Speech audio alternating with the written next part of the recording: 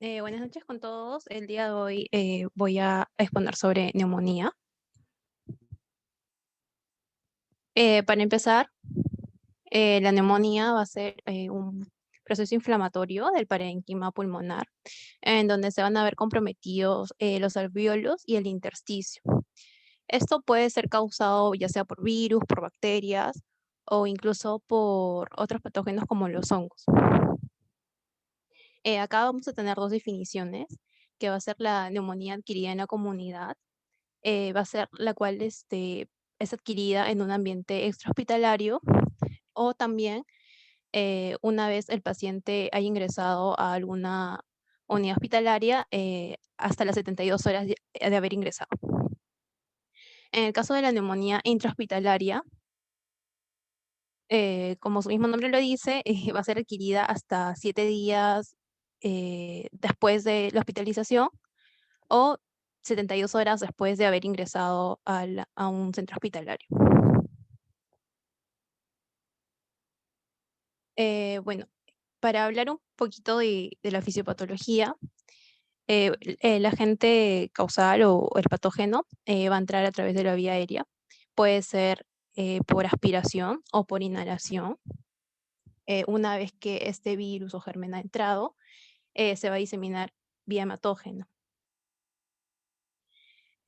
Luego, ahí se va a producir lo que es un proceso inflamatorio, la activación de la cascada inflamatoria, eh, el cuerpo ya no va a poder, o el sistema inmune ya no va a poder combatir contra estos agentes, y ahí es donde se va a causar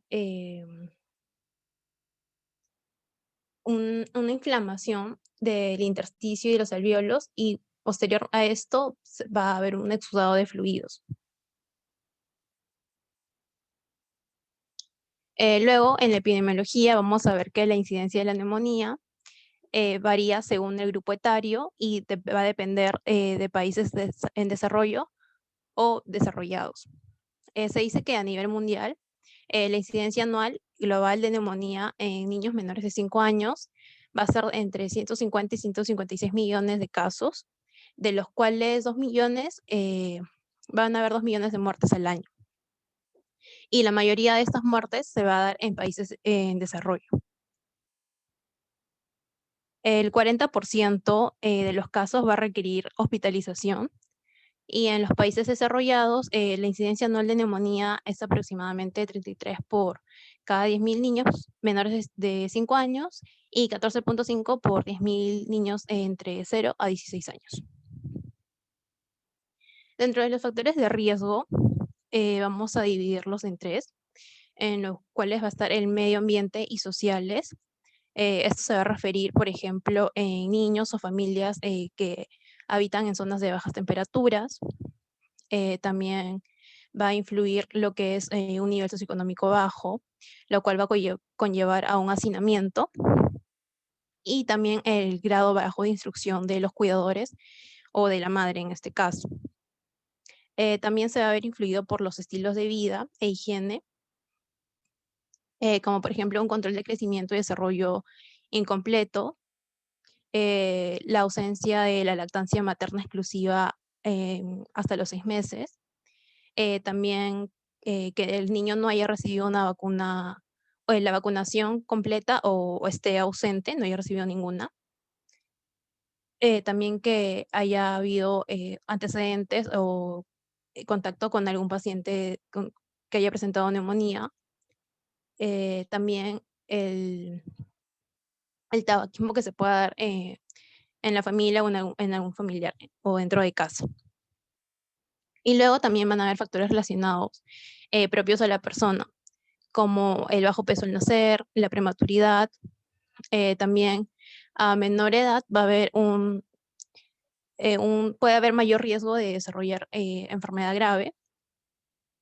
Y también, bueno, los niños con desnutrición o anemia van a verse más comprometidos o en mayor riesgo de contraer neumonía. Luego vamos a tener también el agente etiológico según el grupo etario. Entonces acá vamos a tener que en niños menores de 1 mes, los agentes más frecuentes van a ser el Streptococcus agalactiae y el Escherichia coli.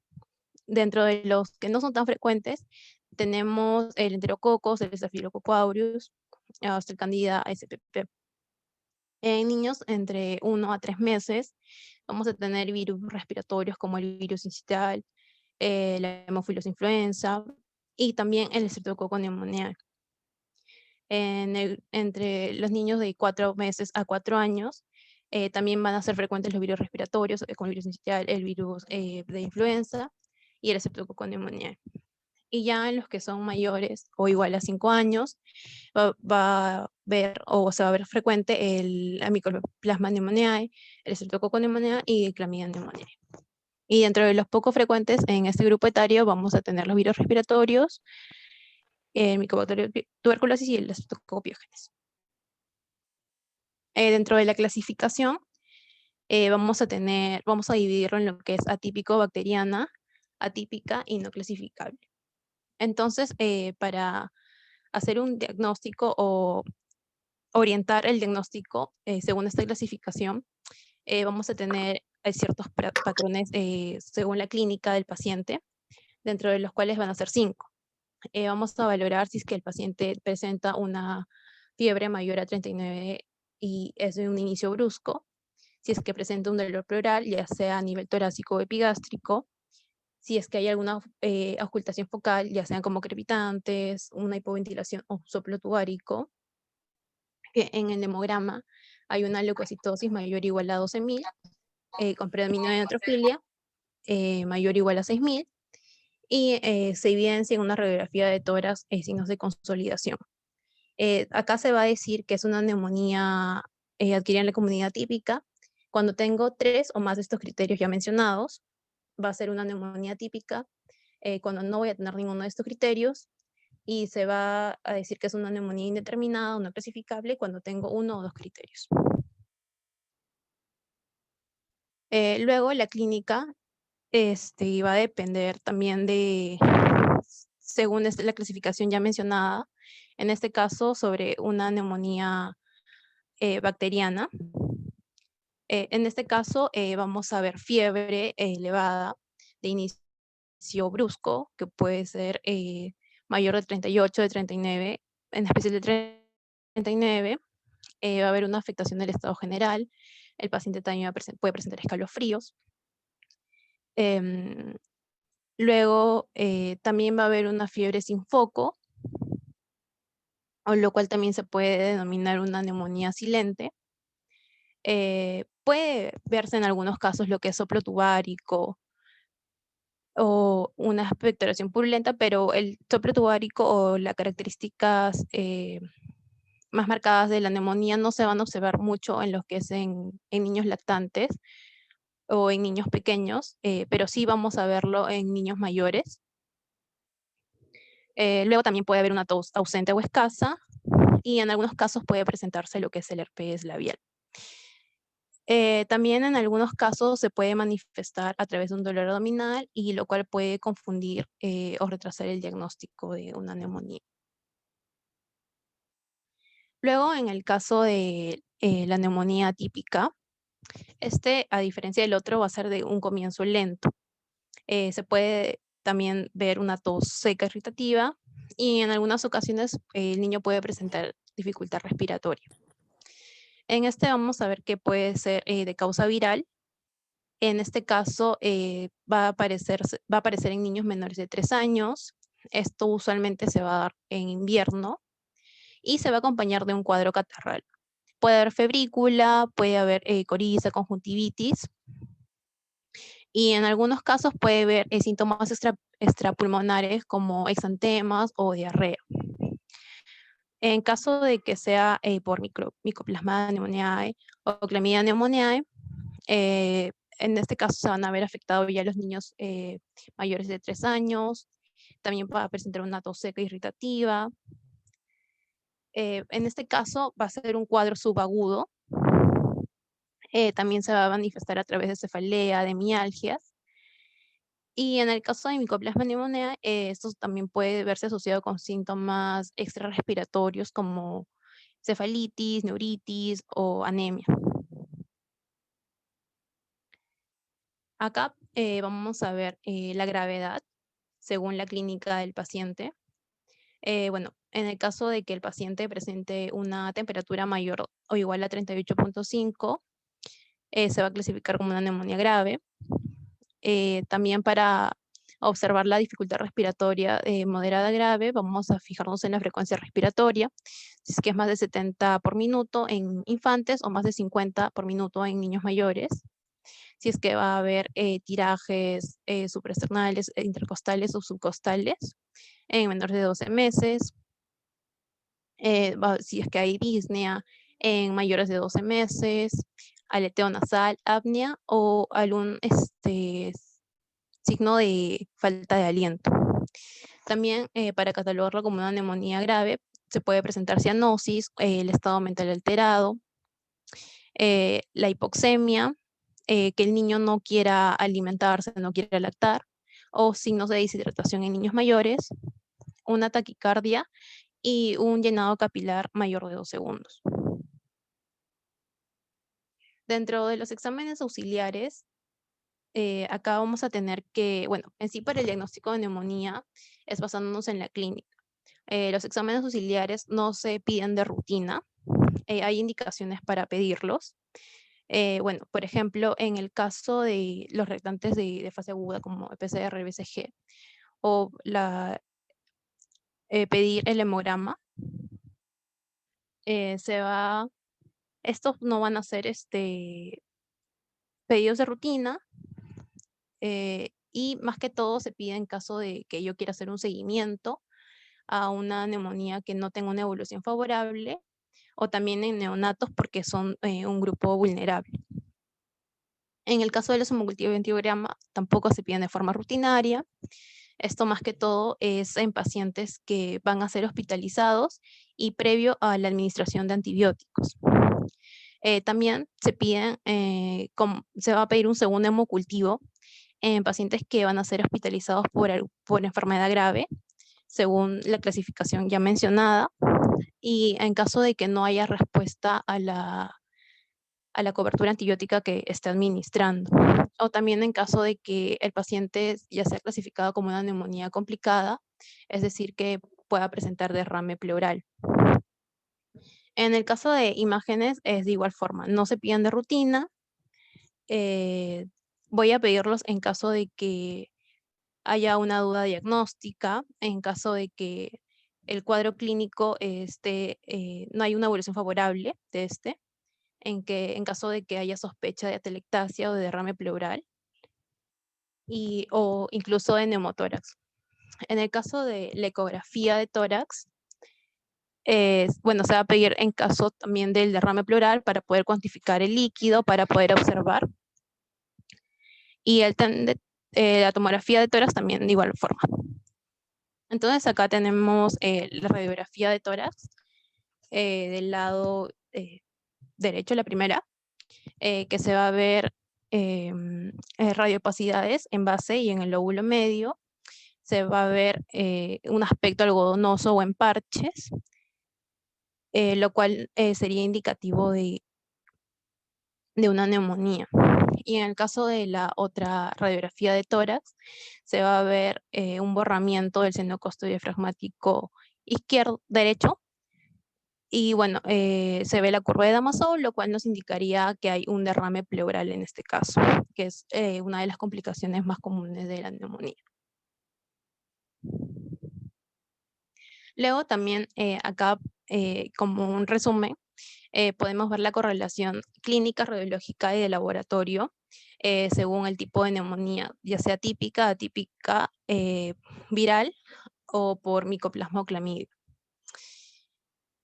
Bueno, en el caso de la neumonía típica, que puede ser por neumococo, por Haemophilus, bueno, como ya lo mencioné antes, va a ser un inicio brusco.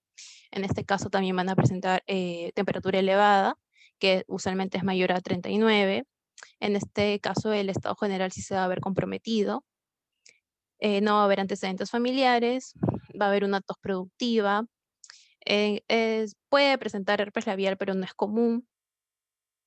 A la ocultación en los pacientes pediátricos se va a observar hipoventilación y crepitantes localizados.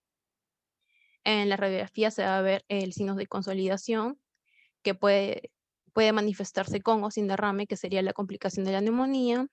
En el hemograma se observa lo que es una leucocitosis con neutrofilia, y en el PCR mayor a 80 o 100, y a diferencia de la neumonía típica, que esta va a ser de un inicio insidioso, no va a haber temperaturas tan elevadas, o sea, va a ser menor de 39, el estado general no se va a ver comprometido. En el caso de la neumonía típica viral, puede presentarse o acompañarse con conjuntivitis o mialgias. Y bueno, acá en este caso, en la radiografía de tórax, se va a ver un infiltrado intersticial, hiperinsuflación y atelectasia, a diferencia de la neumonía por micoplasmoclamidia, que va a haber un predominio en el infiltrado intersticial. Y en este caso, el hemograma suele ser normal, no va a haber alteraciones. Luego, en el caso del tratamiento, en pacientes ya hospitalizados, bueno, va a depender también del grupo etario. En niños menores de 1 mes, en caso de que se denomine una neumonía no complicada, se le va a administrar ampicilina intravenoso más gentamicina intravenoso. Y en el caso de que ya se sospeche una neumonía grave o con derrame pleural, se va a administrar ampicilina intravenosa más gentamicina intravenoso. En el caso de los niños de 1 a 3 meses, se le administra ampicilina intravenoso más cefotaxima intravenoso. Y bueno, en caso de que se sospeche de una etiología viral, no se va a dar tratamiento antibiótico. En lo que es niños a partir de los 4 meses hasta los 4 años, de igual forma, si es que se sospecha de etiología viral, no se va a dar ningún esquema antibiótico, pero acá sí hay una diferencia. Hay que valorar si es que el niño presenta o no la vacuna contra Haemophilus influenza tipo B. En caso de que el niño no presente esta vacuna, se le va a administrar amoxicilina más ácido clavulánico intravenoso. Y como alternativa vamos a tener la cefotaxima. Y en caso, bueno, si cuente con la vacuna, se le va a administrar ampicilina intravenoso o penicilina G. La alternativa a estas, en caso de que el paciente presente algún tipo de alergia a beta-lactámicos con una respuesta de anafilaxia, acá se va a administrar lo que es el levofloxacino vía intravenosa. Pero si es que no es alérgico a beta-lactámicos, pero sin una hipersensibilidad tipo 1, o sea, no ha presentado anafilaxia, se administraría lo que es cefotaxima o ceftriaxona. Y ya en el caso de los niños mayores de 5 años, en el caso de presentarse una neumonía típica, se le administra acitromicina bioral o claritromicina. Y en el caso de tratarse de una neumonía típica, se emplea la ampicilina intravenosa o penicilina G sódica.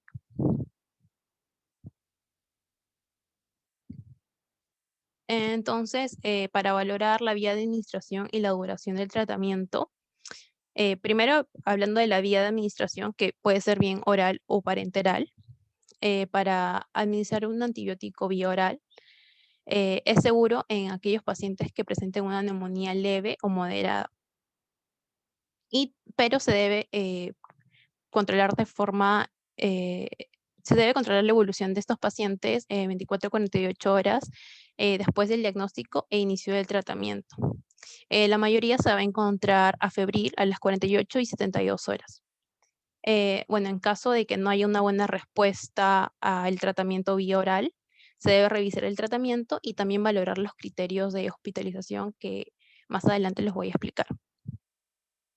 Y en caso de pacientes con una neumonía grave y en aquellos que también que tengan criterios de hospitalización, en estos pacientes sí se va a administrar lo que es antibiótico vía parenteral.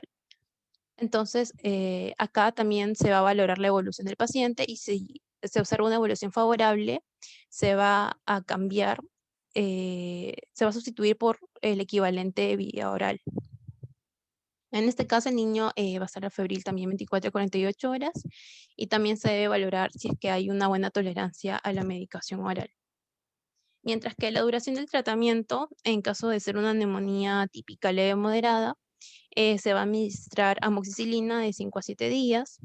En caso de ser una neumonía atípica, se va a administrar la acitromicina durante 3 días. En caso de presentar complicaciones como derrame pleural, el tratamiento puede ir desde 10 a 14 días.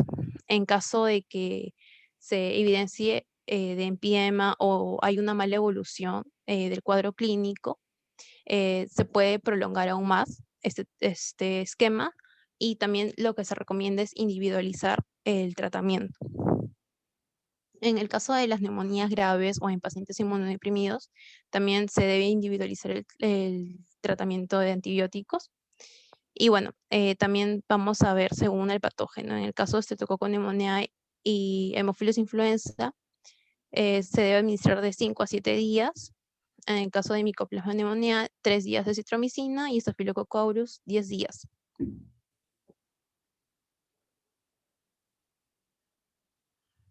Bueno, ¿cuándo vamos a sospechar sobre el fracaso del tratamiento?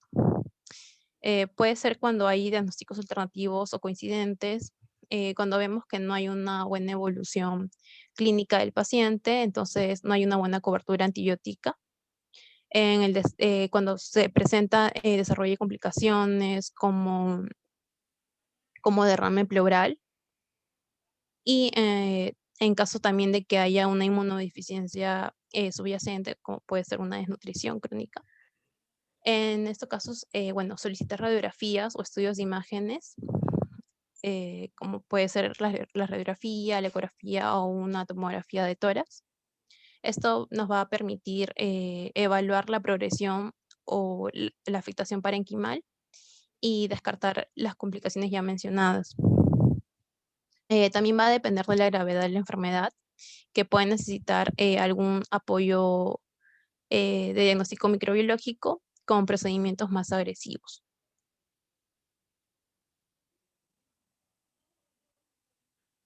En el caso de ya las indicaciones del ingreso hospitalario, acá vamos a tener que se van a ingresar a niños menores de 6 meses, cuando los cuidadores también no dan la atención adecuada en casa al menor, cuando hay una apariencia de enfermedad grave. Esto quiere decir cuando el paciente presenta cianosis, un aspecto séptico, cuando puede presentar inestabilidad hemodinámica como shock, cuando hay alguna alteración del estado de conciencia, deshidratación o incluso convulsiones. También cuando hay un aumento del trabajo respiratorio, taquipnea, mayor de 60 en menores de 3 meses o mayor de 40 en niños de 3 a 2 años y en preescolares mayor a 35 respiraciones por minuto. También cuando se presenta una saturación menor de 92%, o cuando hay una patología de base que puede ser cardiovascular, neuromuscular o alguna inmunodeficiencia. También cuando el paciente comienza a presentar vómitos y no hay una buena tolerancia a líquidos o al tratamiento bioral. Y cuando hay una mala respuesta a lo que es el tratamiento antibiótico empírico inicial. Es decir, cuando se observa una persistencia de fiebre a las 48 horas, cuando la dificultad respiratoria incrementa o cuando se observa un mal estado general en el niño.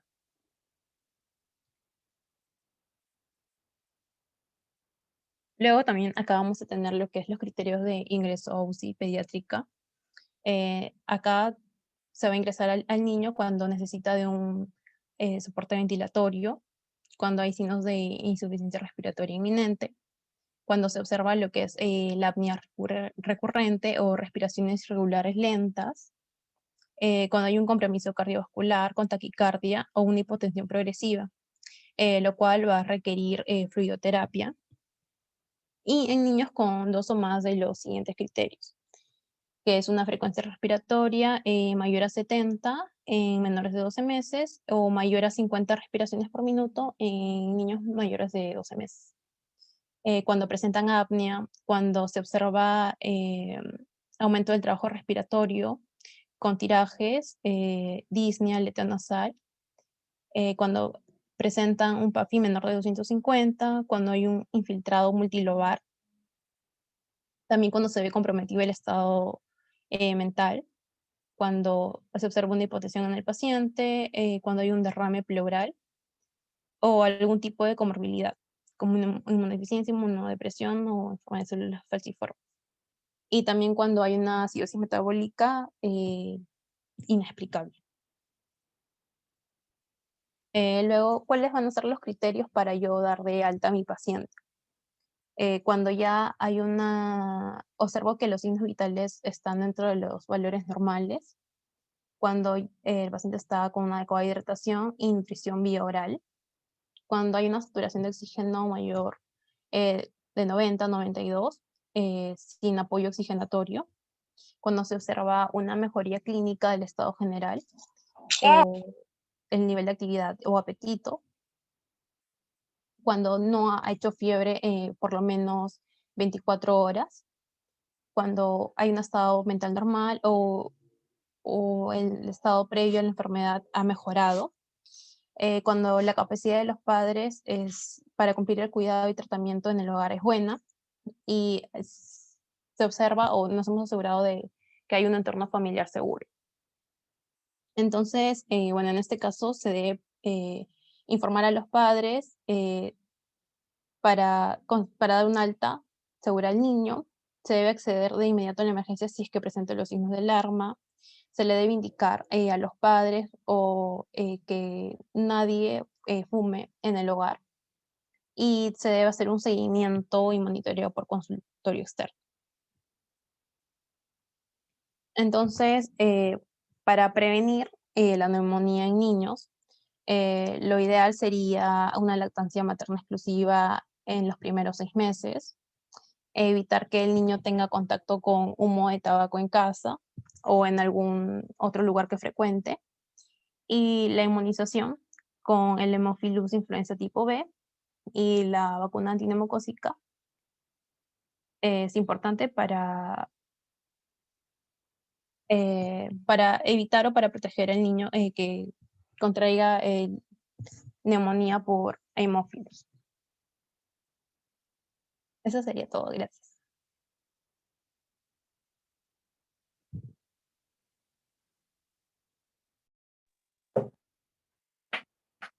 Bien, Cindy, veo que tu referencia es esta que estás mencionando, porque justo te iba a comentar qué bibliografía has revisado.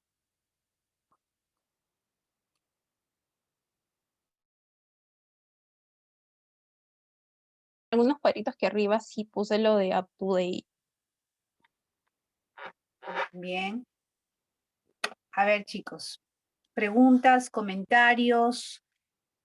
Ustedes ya han revisado, hemos revisado con ustedes neumonía de la guía peruana y la cual también hemos adaptado una guía que se está haciendo una revisión que ya se presentó también. A ver, los que están, bien, veo que hay otras dudas, aclaraciones, algo que aclarar, ampliar. María Claudia. Doctora, buenas noches. No, bueno, por ahora no tengo ninguna pregunta.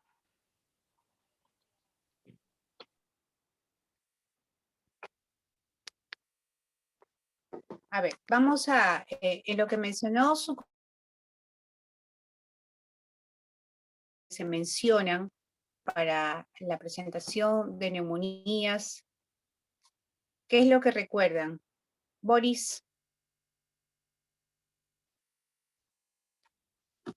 ¿Cuáles son los factores de riesgo que tienen para presentar un niñito neumonía? ¿O qué tenemos que considerar, ¿no? La posibilidad que haya sido la causa de neumonía.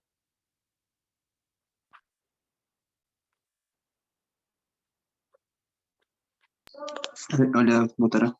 Buenas noches. ¿Cómo está? Existen factores de riesgo como pueden ser la malnutrición del niño o cuando hay bastante hacinamiento, ¿no? Cuando viven bastantes personas en un solo hogar, o la falta de inmunización también es muy importante, ¿no? Sí. En casos de lactantes, cuando no reciben una lactancia materna exclusiva adecuada, o eh, ¿qué más? El factor económico también, ¿no? Pacientes que pertenecen a bajos recursos económicos. Mm, son algunos de los factores de riesgo que pueden haber, doctor. Claro, y es muy importante que ustedes indaguen en un primer momento cuando llega un niño con ya usualmente o bien viene con sospecha ya de neumonía por la clínica, ¿no? Indagar el probable factor de riesgo que haya hecho que siempre tenemos que tener en cuenta es el que se le dé leche materna al bebé, que es una forma de prevenir, ¿no? Estas patologías y eso está demostrado. Eso es muy importante. Asimismo, también la condición de hacinamiento, el hecho de las vacunas y algo que es muy importante resaltar es que cabe mencionar que Perú es uno de los países que tiene mayor cobertura de inmunizaciones, sobre todo contra el Haemophilus influenza, ¿no? Entonces, expuesto ha mencionado en varias ocasiones el esquema cuando un niño no está vacunado. Felizmente es muy poco frecuente que tengamos a un niño que no está vacunado, pero efectivamente existe la posibilidad que no lo sea y hay que considerar, porque de ahí tengo que partir desde mis factores de riesgo, qué cobertura antibiótica voy a darle a este niño. ¿Bien? Otra de las cosas que mencionó y que en algún momento también se hizo mención es acerca de la teología que se presenta, ¿no? ¿Te acuerdas, Iskra, los gérmenes más frecuentes bacterianos en niños pequeños?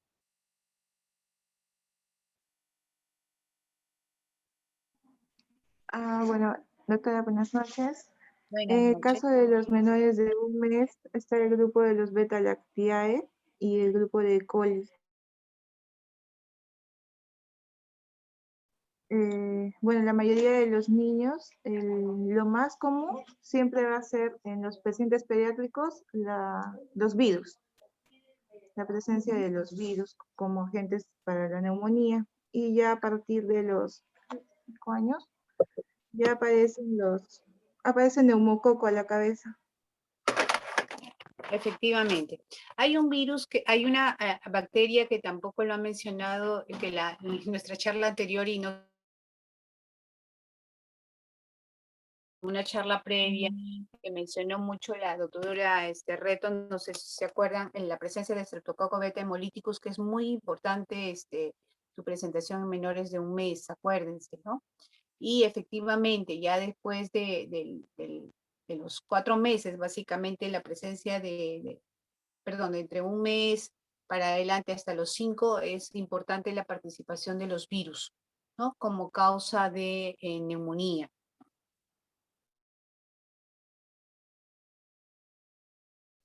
En la parte de la clínica, ¿cuál sería la característica de un paciente que llega a la emergencia y estás pensando que tiene una neumonía bacteriana?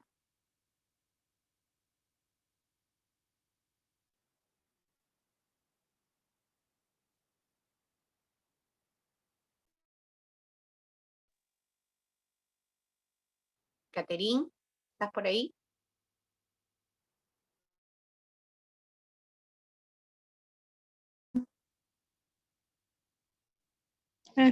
Sí, doctora.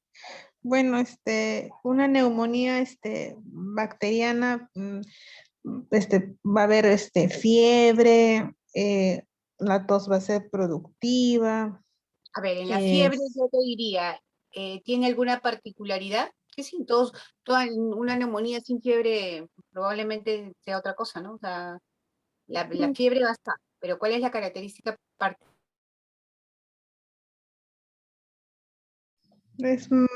Bueno, de bacteriana mayor de 39. La característica es fiebre alta, ¿no? Y Ujú. sostenida muchas veces. ¿Qué más? Ya va a haber una tos productiva. Ya. Bueno, en la auscultación va a haber disminución de murmullo vesicular, va a haber crépitos. Bueno, En general, una neumonía como estertores que se encuentran son los crépitos, ¿verdad? Pero particularmente en la bacteriana, estos crépitos traducen una condensación, que también se traduce en la auscultación como que, ¿qué escucharías además de los crépitos? el soplo tubárico. El Pero, soplo tubárico, que sí es frecuente, hay que saberlo escuchar, no es tan infrecuente. Entonces,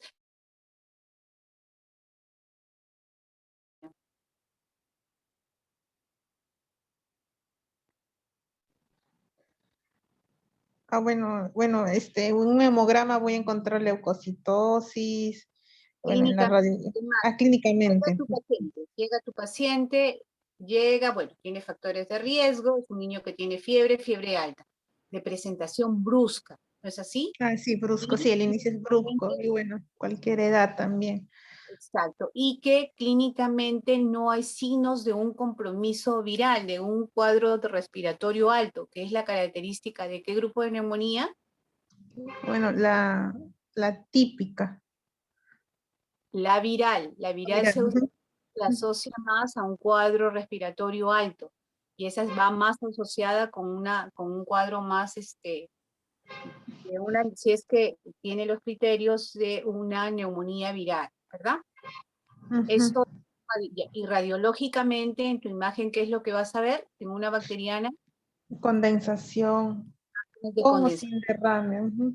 Exacto, que puede ser complicada la mayor parte de veces, ¿no? Que ya vamos a mencionar un poquito después. Bien, entonces eso es lo característico de un niño cuando te llega la emergencia. Fiebre alta, niño con tos productiva, niño que a la auscultación está con tirajes probablemente, está taquimneico, tiene escrépitos, tiene respiración, un soplo tubárico y radiológicamente tú vas a verificar la imagen de condensación. A diferencia de la neumonía viral que se caracteriza por, Jocelyn, ¿qué encuentras en una neumonía viral?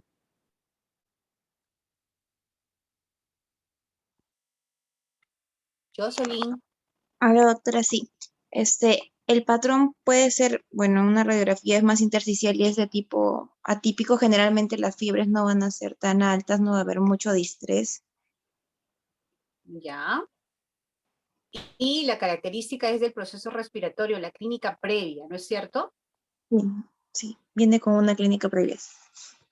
Y si yo tomo exámenes auxiliares en estos chiquitos, ¿cuál es la característica? En el hemograma, en el PCR, ¿cuál es la diferencia? Que tengo una leucocitosis en las bacterianas y en las virales. Yo sí. Hay predominio linfocítico. Linfocitosis, ¿no? Y si yo les hago sus hisopados, probablemente la característica es que yo haya virus, obviamente, y el virus más frecuente que se asocia a neumonía, ¿cuál es? ¿Recuerdas? Cindy, ¿te haces acordar a la doctora cuáles son los virus más frecuentes que yo puedo encontrar? El sincicial respiratorio, ¿no? Entre 1 mes y 4 años, el sincicial respiratorio es el virus que causa mayor causa de neumonía. Justo el niño que tenemos ahorita hospitalizado, me acaba de llegar el resultado y es otro sincicial respiratorio. De todos los que nos han llegado en este tiempo, el sincicial respiratorio es la causa más frecuente de compromiso pulmonar que estamos viendo. Entonces, acuérdense de ese grupo. Bien, y en la neumonía típica, María, Olinda, ¿qué me puedes decir? ¿Qué encontramos clínicamente?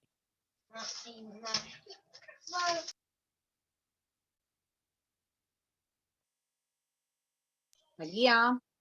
Además de lo que se menciona, que tenemos fiebre, es menor, ¿no? Es baja de 38, es más Ajá. estable, con mayor respuesta a antipiréticos a diferencia de las bacterianas. ¿Qué más?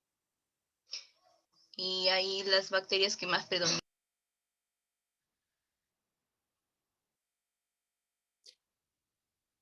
No te escucho, María, creo que se me fue el audio mío o a ti. Entre las bacterias más frecuentes, que son las atípicas, tenemos el Mycoplasma pneumonia. Ujú, muy bien.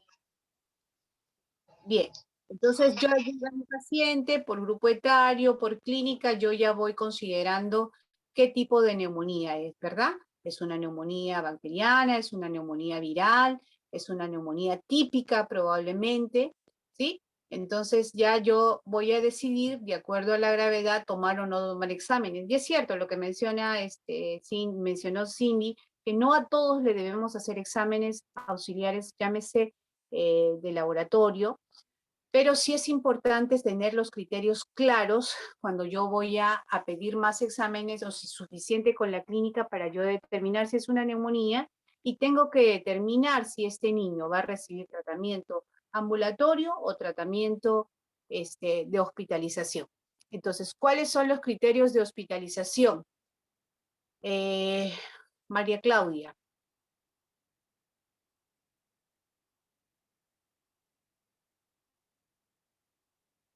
María Claudia.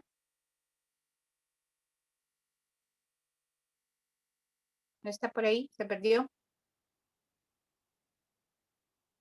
Paola. Doctora, buenas noches. Bueno, ¿cómo estás? Hospitalización son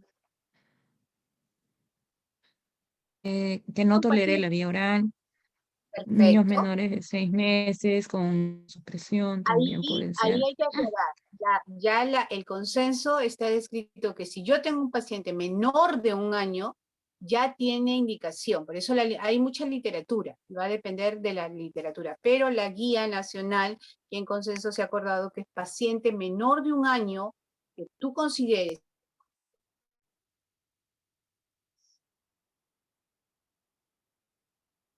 tengas tú que hospitalizar, ¿sí? Margen de que tenga otros criterios o no, que esté muy mal, que esté saturando, esos niños tienes que hospitalizar. ¿Qué otro criterio? La intolerancia oral que bien has mencionado. Y si es mayor de 1 año, ¿qué otra consideración tendría yo para hospitalizarlo? A ver, chicas, todos han escuchado la charla. Iskra.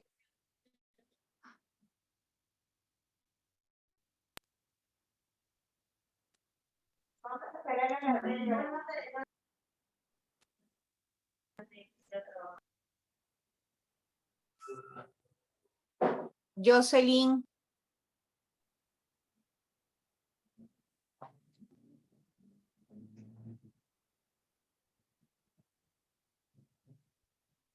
A ver, ¿cuándo hospitalizan a su paciente o a todos con neumonía hospitalizan? Doctora, cuando Pero tiene abuso sangrando. de paquetes musculares, A ver, no te escuché, perdón, ¿me repites? el uso de músculos accesorios, Cuando tengo que usa taquipneico y que tenga una saturación baja. ¿verdad? Entonces, ¿y eso es qué cosa? Está usando músculos accesorios, o sea, el pacientito está con politiraje probablemente, con una frecuencia respiratoria alta, con requerimiento de oxígeno probablemente porque su saturación esté menor de ¿cuánto? De 92%, ¿sí? ¿Qué más? Y algo que ¿Presencia de mencioné, complicaciones? cuando tiene, o probablemente estás evaluando y ya por imagen estás sospechando que tiene un niño ya una neumonía complicada, y algo que también es importante, ya desde el punto social, es saber si los padres tienen o no tienen capacidad de poder darle atención. Si llega un niño a la emergencia donde la mamá dice que la abuelita es la cuidadora, pese a que es un niño que probablemente no tenga tanto compromiso o dificultad respiratoria, ¿es un niño que tú lo hospitalizarías? A ver, ¿quién me dice? Doctora, en ese caso, por lo Sí, general, doctora. se hospitaliza. Por supuesto, tengo que verificar la capacidad del cuidador, si va poder o no darle soporte aun cuando el niño tenga indicación de darle tratamiento por vía oral, ¿no es cierto? Así lo tenga y tenga todas las, pero si yo veo que no es capaz, entonces lo dejo hospitalizado. Y además, tú ves que tenga otro factor de riesgo asociado, lo dejo. Y otra de las cosas es que se habla y se menciona siempre cuando ustedes están, probablemente todos que hemos hecho CENU nos mencionan, si hay dificultad del acceso para poder llegar y hay riesgo de complicación, yo dejo a este niño y lo hospitalizo, ¿sí? Entonces hay que tener claro, porque te va a llegar a la emergencia, lo vas a ver, y cuándo lo hospitalizamos y cuándo no, esto es vital. Un niño con dificultad respiratoria, necesidad de oxígeno menor de 1 año, signos de que tienes una probable complicación, lo dejas a este niñito. Y es la mayoría de los niños que hospitalizamos, ¿no? Niños con dificultad respiratoria. Y ellos son los que van a ingresar a hospitalización. Y los niños que requieren ingreso a cuidados intensivos, ¿quiénes serían? Fiorella. Jackie. Doctora, más bien tenía una pregunta. Doctora, buenas noches. Doctora, ¿me escucha? A ver, Fiorella, dime. Sí, doctora, más bien tenía una pregunta con respecto a los niños inmunosuprimidos y también con desnutrición crónica. ¿Entraría como un criterio de ingreso a hospitalización? Niños con factores de riesgo severos de infección, inmunosupresión, los hospitalizas. Son niños con alta posibilidad de complicación, niños con antecedente de tratamiento para neoplasias, son niños con indicación para poder ser hospitalizados y tratamiento endovenoso.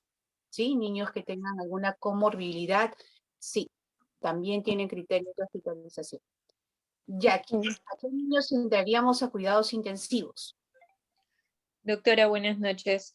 Bueno. Bueno, para ingresar a un paciente a unidad de cuidados intensivos tendríamos que tener un paciente hemodinámicamente inestable o con una falla respiratoria inminente por una dificultad respiratoria severa, o un paciente que tiene alguna comorbilidad que lo lleve a una que aumente su mortalidad, ¿no? Ejemplo, o un paciente que tenga el diagnóstico de alguna inmunodeficiencia, o a un paciente pequeño, ¿no? Con un gran compromiso que luzca tóxico, con un sensorio alterado, ¿no? Bueno, a esos pacientes se les considera para ingreso, ¿no? A una unidad de cuidados intensivos. Exactamente. Ya que pueden necesitar apoyo respiratorio.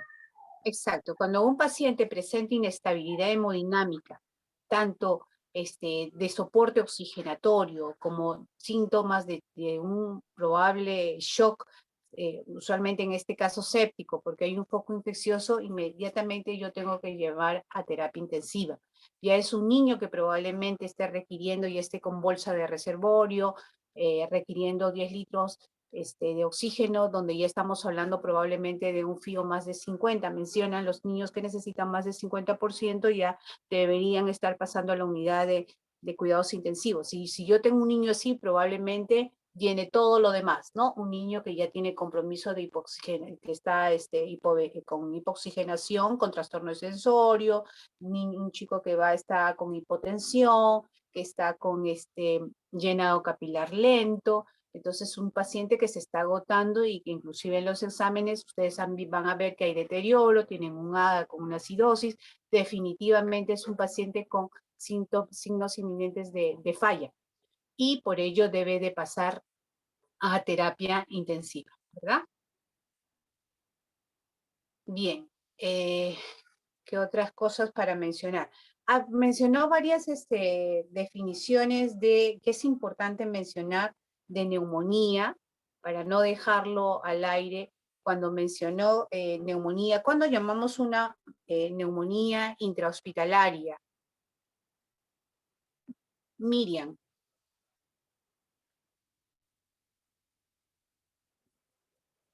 Ya indicó de que cuando pasa más de 72 horas de cuando inicia después de las 72 horas de hospitalización. ¿Se escucha? Sí, te escucho. O a su ingreso entre 48 y 72 horas de haber ingresado, o cuando al egreso. Eso. Um,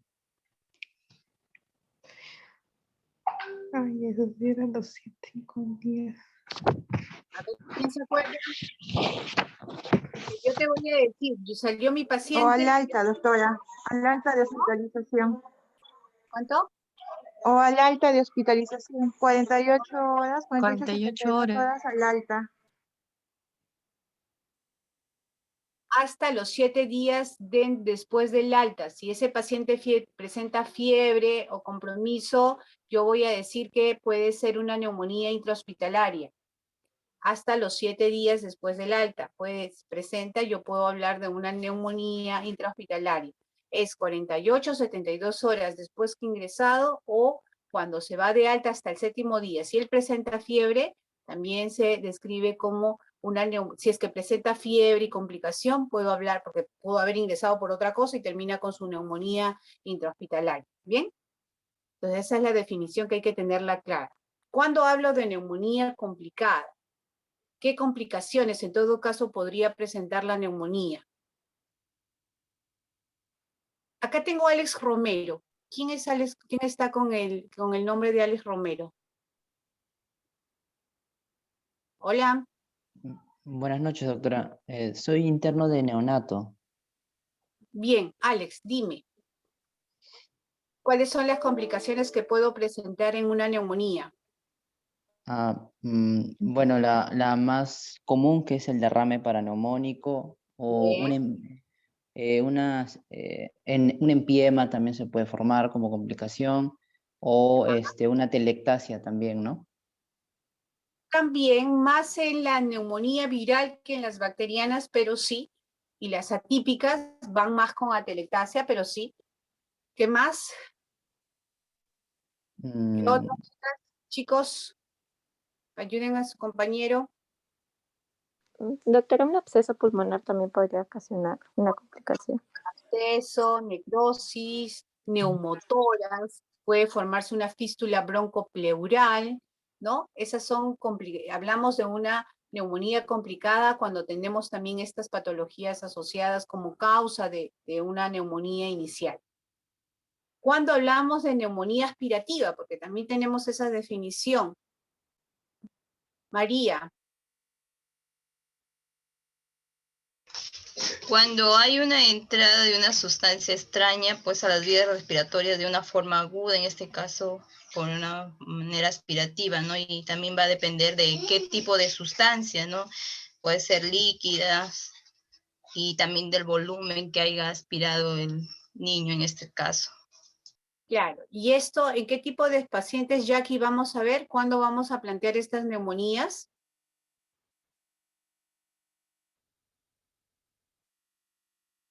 Jackie.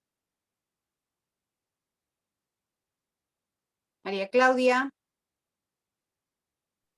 Doctora, por lo general se ve en pacientes que tengan algún tipo de o trastorno del sensorio o alteración en la coordinación de la deglución, en pacientes que puedan haber tenido antecedentes de vómitos en todo caso, en las que podemos sospechar, ¿no?, que pueda haber algún tipo de aspiración. Exacto, los niños que llegan con parálisis cerebral, que es muy frecuente en nuestro grupo, o sea, cada vez que nosotros atendamos a niños más pequeñitos, vamos a tener mayor riesgo de tener este grupo de pacientes que estamos viendo con mayor frecuencia. Entonces, estos niños tienen esa particularidad, ¿no? De su mismo compromiso neurológico, como bien ha mencionado su compañera, hay un trastorno de evolución de forma persistente, o sea, que va a estar, casi se asocia en la mayoría de veces, y hace que estos niños, por alguna circunstancia, algún motivo que ocasione que ellos vomiten, pueda pasar ese con el contenido gástrico al pulmón y producir este tipo de aspiración. Entonces llega la mamá y a veces pensamos, sí, se ha infectado, pero no necesariamente se ha infectado, hay que saber sacar la información y esto a veces precede a que ha tenido el niño vómitos. Entonces hay que tener en claro eso porque si nosotros no, y estos niños van a venir con historias de neumonías recurrentes. Entonces, nosotros vamos a tener que catalogar y saber a quién le colocamos ese diagnóstico y usualmente van a ser estos niños con estas patologías.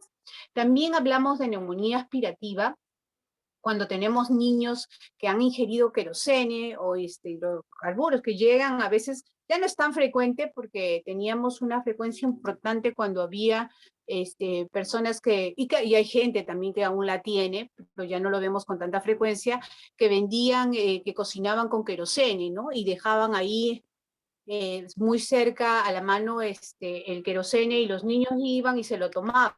Y al tratar de la mamá hacerlos vomitar, estos niñitos llegaban y tenían una neumonía aspirativa, ¿no? Pero era bueno, tenían aparte de su neumonitis química, pero como intentaron tratar de hacerlo vomitar, el niño terminó aspirándose y también se veía en este tipo de pacientes en los cuales habían intentado hacerlos vomitar y terminaban aspirándose. Entonces a eso nosotros le denominamos neumonía aspirativa y que puede consolidar, que puede infectarse, que puede tener todas las características de una neumonía bacteriana, pero tenemos la clínica y la historia de cómo se presentó y bueno, tenemos que...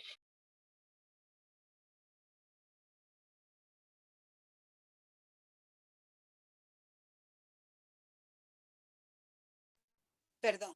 ¿Escuchan? Sí, doctora. Sí, doctora, ahora sí.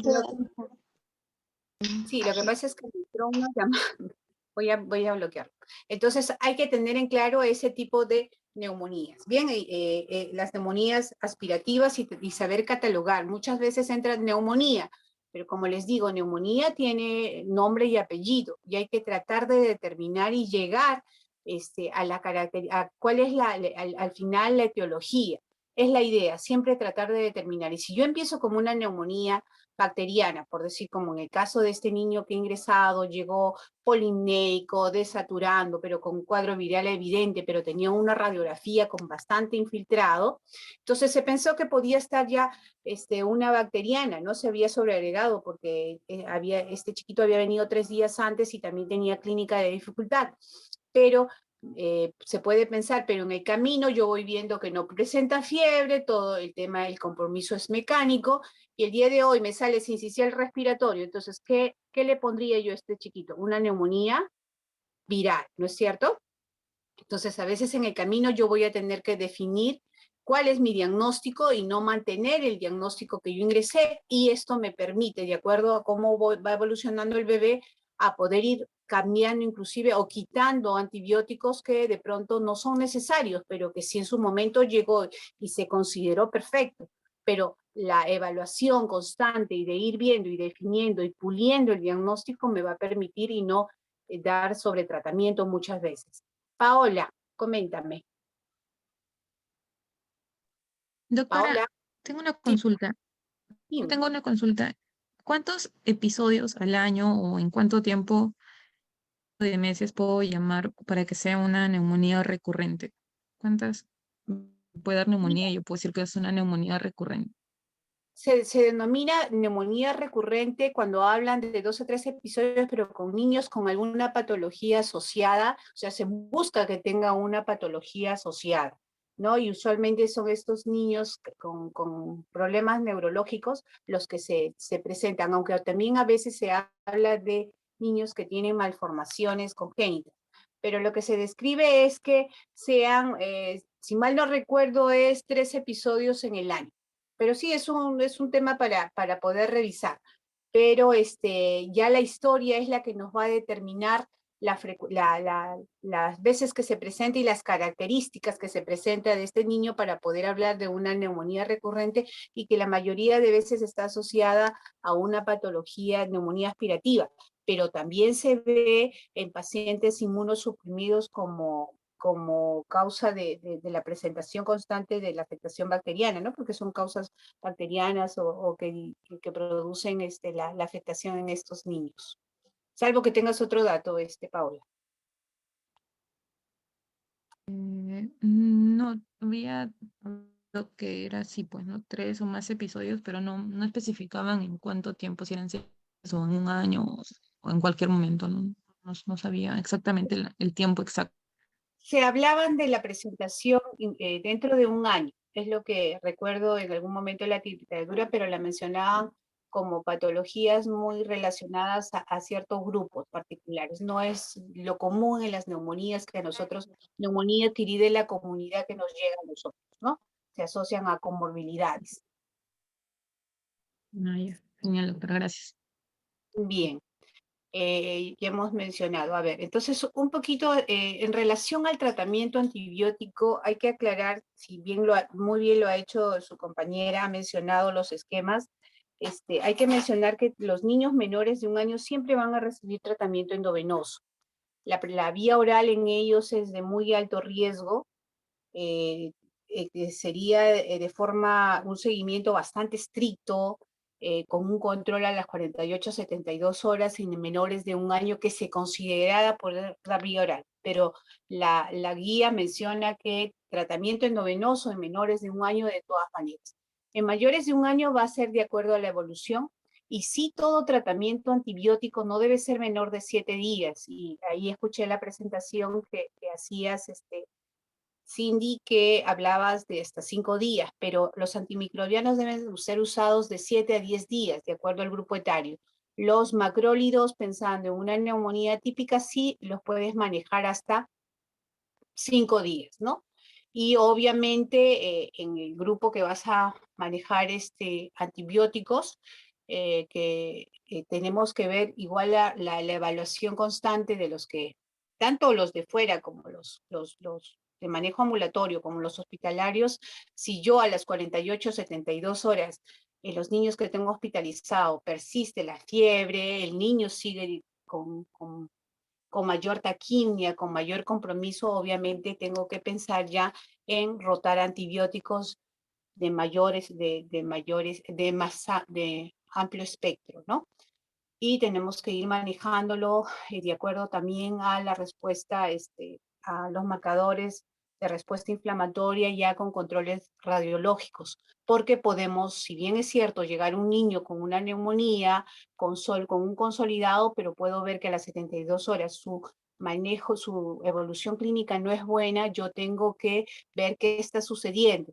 Entonces, para ello tomo nuevos controles hematológicos, una nueva radiografía, y probablemente me pueda dar con sorpresas. Ya es un niño con complicaciones y obviamente tengo que virar mi manejo. Lo óptimo sería que ya a las 72 caiga la fiebre, podemos seguir manejando la semana el tratamiento antibiótico, y de pronto inclusive evolucionan tan bien estos niños que lo puedo pasar a vía oral al 5.º día, sí, puede ser, y les pueda dar un alta pues precoz, ¿no? Si reúne todas las consideraciones o los criterios para poder ver los criterios de alta, ¿no? Que ahorita me los van a hacer recordar ustedes. Pero hay que tener mucho cuidado en el tratamiento. Y el tratamiento, obviamente, como les repito y como se ha mencionado, se espera que cubra los gérmenes más frecuentes de acuerdo al grupo etario. Juan, recién te has incorporado. Ahí te veo. Miriam, cuenta. He dormido, salí de terapia. ¿Cuáles son los criterios de alta? Ya no te preocupes. Pero también ya has escuchado esta charla, así es que ya lo debes de tener fijado. ¿Cuáles son los criterios de alta? Ya tengo a mi paciente, ya lo he catalogado, no se me ha complicado. ¿Y cuáles son los criterios de alta que debo considerar para que pueda yo darle de alta o considerar continuar mi manejo de forma ambulatoria?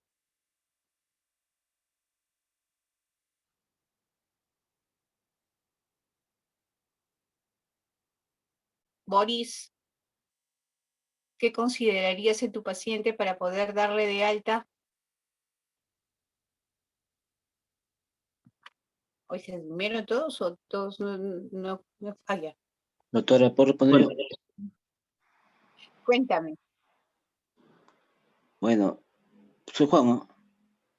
Sí, Juan, te escucho. Dime. Bueno, uno de los criterios de hospitalización para dar de alta, pues sería, pues, uno, ver qué es la normalización de las funciones vitales del paciente, ¿no? Que estén adecuadas, ver que tenga una buena hidratación, ver que una buena nutrición, pues, vía Que oral. tolere bien, ¿no? La vía oral, que su tolerancia sea la óptima. Obviamente no vamos a querer que coma como cuando está en su casa, no hay que pensar siempre, porque muchos estamos esperando, no ha comido, doctora, solo la mitad. ¿Qué estamos esperando? Es un niño que aún está enfermo. Lo importante es que tenga una buena hidratación, de pronto no toda su alimentación, pero que consuma bastante líquido, y eso es bueno, pero que tolere bien, ¿no? Se dice la vía oral. y de forma, sobre todo los líquidos, que nos va a dar la tranquilidad que en casa va a alimentarse, no de pronto como siempre, porque estamos enfermos, pero sí va a tener un soporte adecuado. ¿Qué más? Una buena saturación de oxígeno también, doctora, respondiendo al aire libre, ¿no? Un niño que ya no necesita de oxígeno si requirió en algún momento y que tenga una saturación más de 95. Acuérdense que menos de 94 estamos ya dando suplementación. Lo ideal es que ya esté inclusive entre 98 y 99% su saturación. Bien, ¿qué más? Que no presente fiebre dentro de las 24 horas el paciente también, ¿no? 48 horas. 24, 48 horas, ¿no? 48 horas sin fiebre, yo ya estoy pensando que es un niño que puedo pasarle vía oral y que puede ir a casa. ¿Bien? Y que clínicamente haya mejorado, que esta dificultad que hizo que él ingresara ya no esté presente. Obviamente, clínicamente yo puedo aún encontrar crépitos, los puedo encontrar, le tomo una placa el quinto día, sigue ahí su condensación, eso no va a cambiar sino hasta cuándo. ¿Alguien recuerda? 4 semanas. Hasta la tercera semana, segunda semana. Exacto, pero 4, 6 semanas, 8 semanas. Cuarta semana todavía yo puedo tener ahí la parte de la condensación. Ahora imagínense, pues una condensación grande va a demorar más, una pequeña, entonces no puedo estar tomando yo una placa como criterio de alta jamás. ¿No es cierto? Sabemos perfectamente que eso va a estar. La clínica es lo que nos va a decir a nosotros, ya sí, este paciente puede irse a casa con la seguridad de que su clínica está mejorando y está su problema en resolución, ¿no?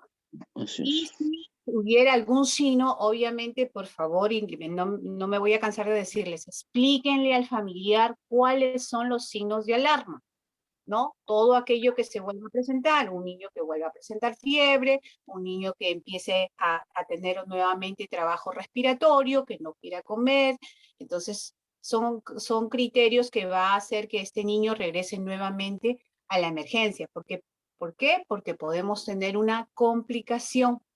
Entonces eso no se nos debe pasar por alto e informar al papá para que lo traiga inmediatamente, ¿verdad?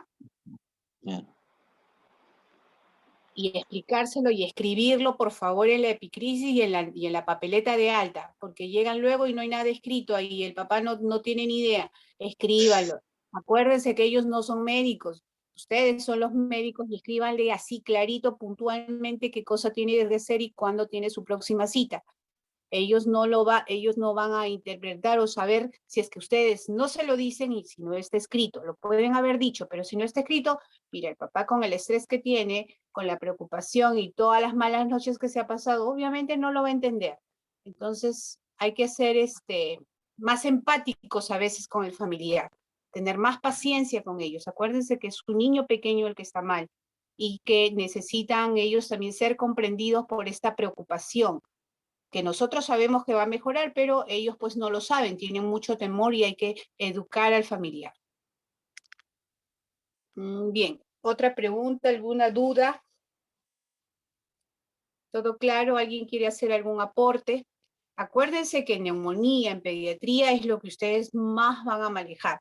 Y les recomiendo, los que todavía no han revisado, el grupo que entró después probablemente no haya revisado la guía, que lo tenga.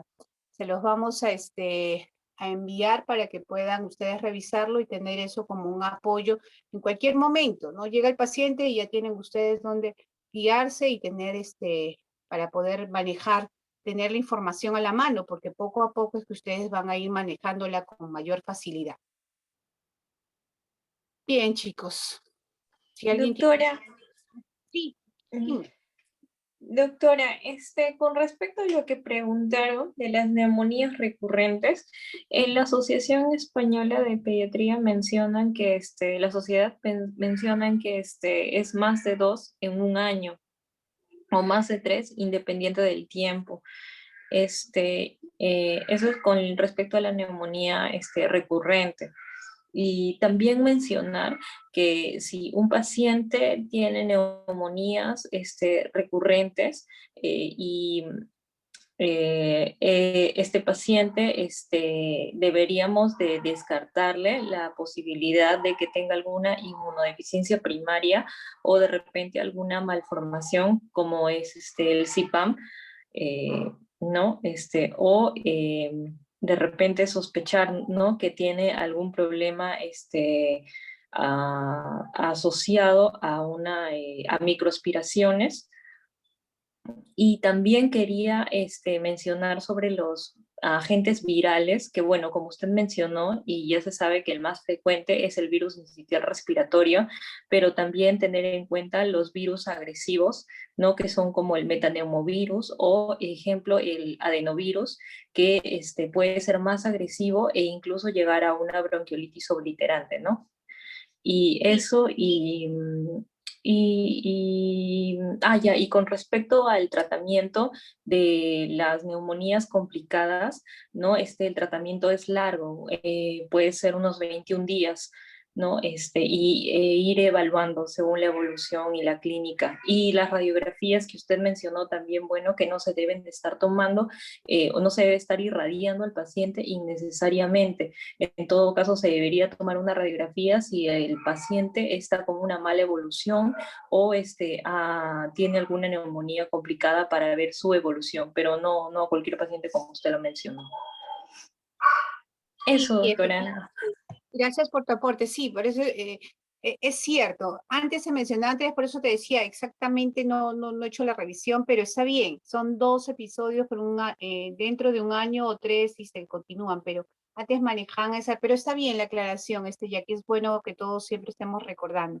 Y sí, la neumonía recurrente, tú tienes que buscar una asociación con otra patología definitivamente, ¿no? Y dentro de esos están todas, hay cuadros infecciosos, pero también se busca el tema del descartar algún tipo de de déficit de algún problema en la inmunidad del niño, ¿no?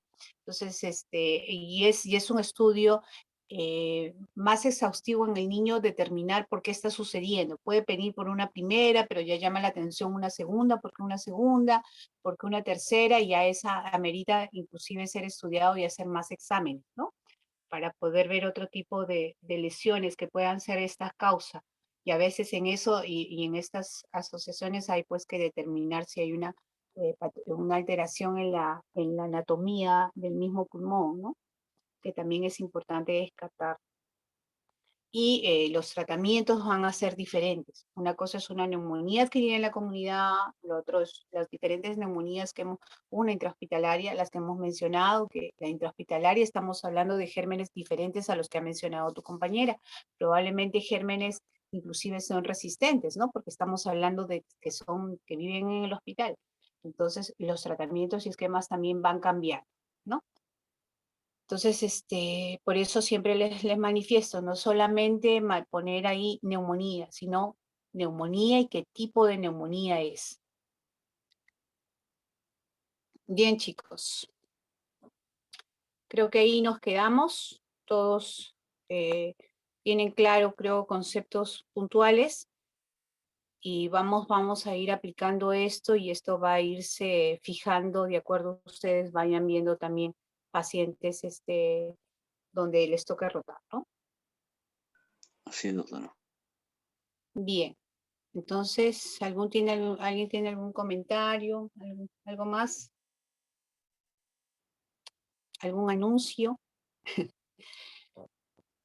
Bien, chicos, nos quedamos ahí. Buenas noches con todos. Buenas noches, Gracias, doctora. doctora. Buenas Buenas noches, noches. doctora.